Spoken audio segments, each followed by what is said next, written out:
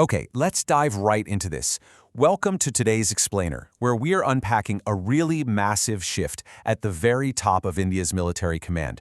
We're taking a close look at the appointment of India's newly selected Chief of Defense Staff, or CDS.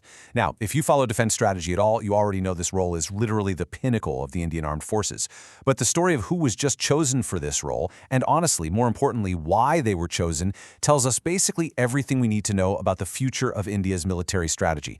So let's get right into the man, the message behind his selection, and the absolutely monumental mission he's been brought in to execute. Right off the bat, this appointment raises a huge, unprecedented question that caught a lot of people's attention. To fill this top spot, the government actually bypassed serving 4-star service chiefs. Heavyweights like Admiral Dinesh K. Tripathi and General Upendra Dwivedi were widely seen in strategic circles as incredibly strong contenders for the job. But instead of picking the senior-most serving chief, the government reached into the ranks of the recently retired to select a 3-star officer. So why? Well, that is exactly what we are going to figure out today. Meet the man at the absolute center of this paradigm shift, Lieutenant General NS Raja Subramani. On May 30th, 2026, he officially takes over the highest military post in the country, succeeding General Anil Chauhan. And taking on this mantle means he doesn't just become the CDS, he also functions as the Secretary to the Government of India's Department of Military Affairs. It's a dual-hatted role, and it comes with immense power and responsibility.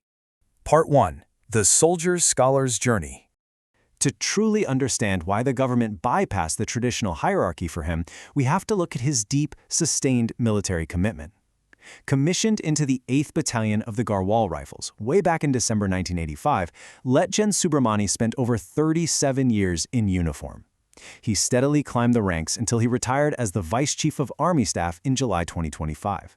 But get this, his retirement was remarkably short-lived. By September 1st of that exact same year, he was brought right back into the fold as a military advisor to the National Security Council Secretariat, and now, in May 2026, he reaches the absolute peak as the Chief of Defense Staff. So, what was he doing during those 37-plus years? Well, his operational resume really speaks volumes. The absolutely crucial point here is that he has hands-on, massive experience on both of India's most challenging fronts, China and Pakistan. He commanded the II Corps, which, if you don't know, is the Indian Army's premier strike formation on the Western Front. He also commanded the 16 Garhwal Rifles in counterinsurgency operations down in Assam. That was Operation Rhino, as well as a brigade in Jammu and Kashmir. Later on, he served as the Central Army Commander. So he hasn't just been sitting behind a desk. He has actively managed complex, high-stakes environments across a vast variety of conflict zones. But here is the kicker. Battlefield grit is really only half the story. He is a graduate of both the National Defense Academy and the Indian Military Academy. But on top of that, he attended the Joint Services Command and Staff College over in the UK, the National Defense College in New Delhi, and he even holds a Master of Arts from King's College London. This unique blend of frontline combat experience and elite academic pedigree is exactly why, in military circles, he's widely respected as the soldier scholar. He is known for having a very calm yet incredibly firm demeanor. Oh, and a quick fun fact, for his distinguished service over the decades, he's actually been awarded the Param Vishisht Seva Medal, along with several other top military honors. Part 2. A shift in selection strategy. Okay, so we know the man, but what is the message? Let's look at the shift in the government's selection strategy, because it honestly reveals a lot about their current priorities. If you look at India's first CDS, the late General Bipin Rawat, he assumed the post after retiring as Chief of Army Staff. That was following the more traditional route of promoting from the absolute top. But with LT Gen Subramani, just like his immediate predecessor General Anil Chauhan, the government has established a clear, new route.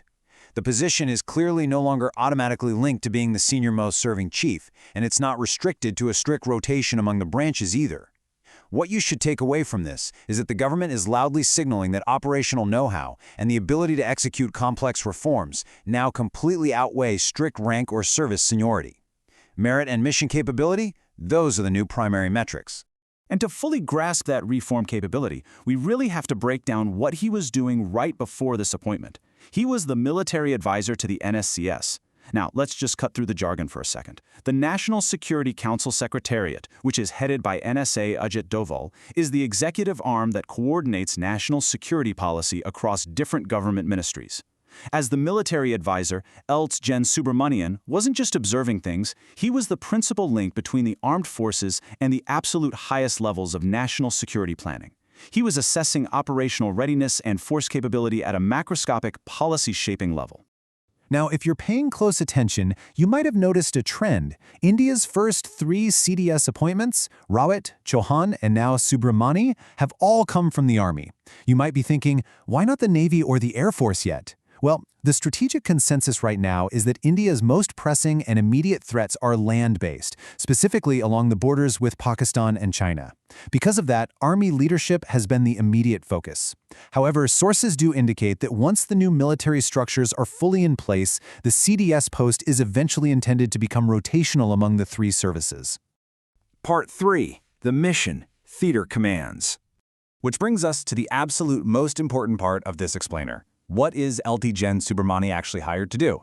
Well, theaterization is a word you're going to hear a lot. To define it simply, it means taking the assets of the Army, Navy, and Air Force, which currently operate in their own separate, service-specific silos, and uniting them under a single operational commander based on geography. This isn't just some minor administrative tweak. It is widely regarded as the biggest, most complex overhaul of India's military organization since independence back in 1947.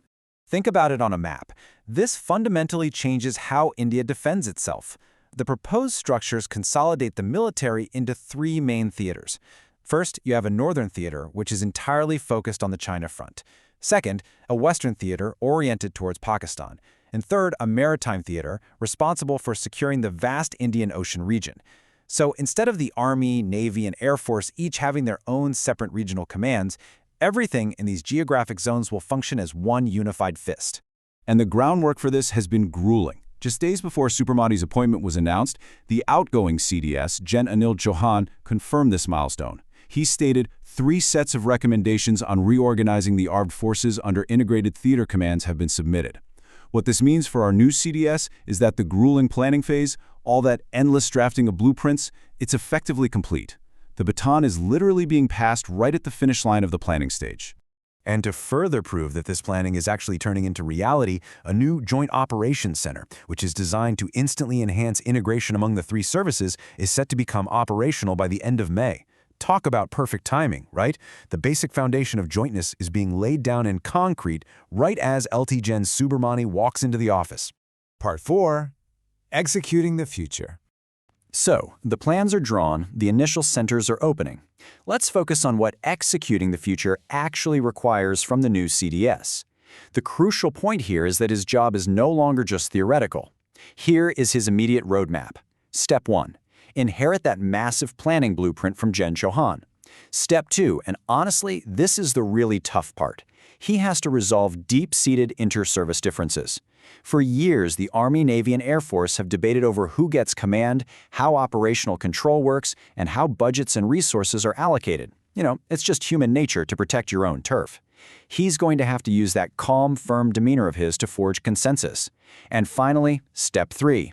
He has to actually build these executable structures on the ground.